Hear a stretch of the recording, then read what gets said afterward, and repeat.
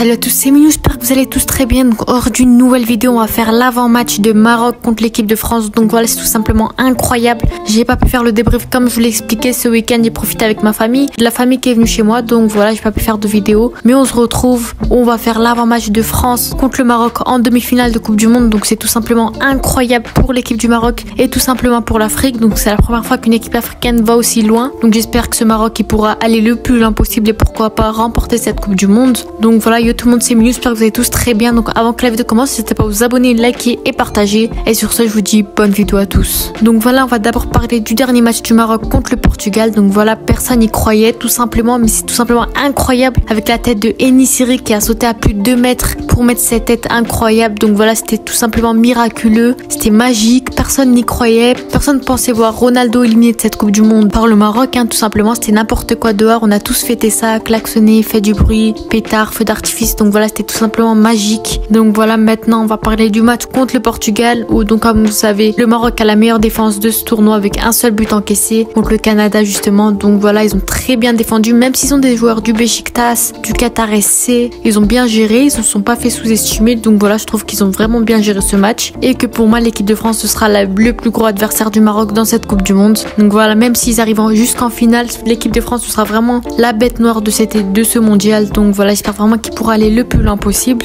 Et du côté de l'équipe de France, ils ont réussi à gagner 2-1 contre l'équipe d'Angleterre, notamment avec un but de Giroud et de Tchouaméni. Donc voilà, ils ont très bien joué, mais malheureusement avec un penalty d'Harry Kane. Heureusement aussi qu'il a raté son deuxième penalty, ce qui a donné la qualification à l'équipe de France. Donc on a d'ailleurs Mbappé qui a rigolé du penalty raté de Kane. Donc voilà, c'était assez marrant cette réaction, même si d'autres personnes l'ont mal pris. Mais sinon l'équipe de France a très bien joué, même si c'était assez compliqué. Ils ont tout donné sur Mbappé. Mbappé il a rien pu faire ce soir, mais on avait un excellent Giroud qui a réussi à marquer et un Tchouaméni d'une belle frappe qui a aussi réussi à gagner contre l'Angleterre. Donc là aussi c'était un très gros match, ça allait être compliqué que ça passe ou ça casse. Donc voilà, l'équipe de France est qualifiée en demi-finale. Donc on a d'ailleurs appris Didier Deschamps, il allait rester sélectionneur jusqu'à au moins l'Euro 2024. Donc voilà, l'équipe de France c'est vraiment une très grosse équipe, mais je pense que le Maroc il peut le faire après toutes les surprises qu'on a vues, après la Croatie, après la Belgique, après l'Espagne, après le Portugal. Ils sont maintenant contre l'équipe de France, après tout ce qu'ils ont donné, je pense vraiment qu'ils peuvent le faire. Donc je pense aussi qu'il faudra gérer du côté de Hakimi qui va jouer contre son coéquipier du PSG, donc Kylian Mbappé. Il faudra très bien gérer Kylian Mbappé, je pense que ce sera largement bon pour la suite. Et après on a bien sûr Giroud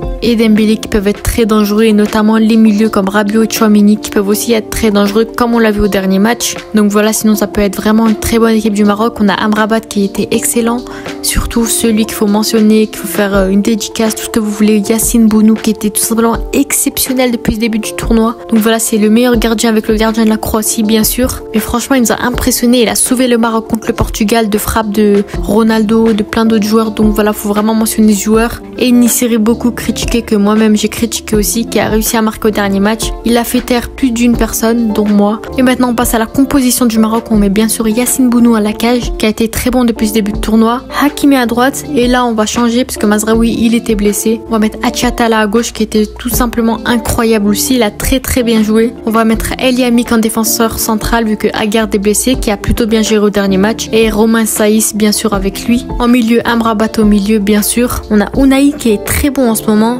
et on va mettre aussi Amala qui reste aussi pas mal. Donc voilà, on a aussi un très bon milieu, une très bonne défense qui sont solides, on l'a vu jusque là. Et on attaque Ziyech, Boufal et En-Nesyri qui restent tous les trois très bons. Donc voilà, le Maroc il a vraiment une très bonne équipe, un très gros potentiel. Donc je pense qu'ils peuvent vraiment le faire contre l'équipe de France. Donc on a vu la Tunisie gagner contre l'équipe de France, même si c'était l'équipe C qui a joué, mais bon on a quand même gagné. Je pense que le Maroc ils peuvent largement le faire pour l'Afrique, pour leur pays premièrement. Donc voilà, j'espère vraiment qu'ils pourront aller le plus loin possible et gagner cette Coupe du Monde. On a Chedira qui a reçu un carton rouge, je sais pas comment il a fait.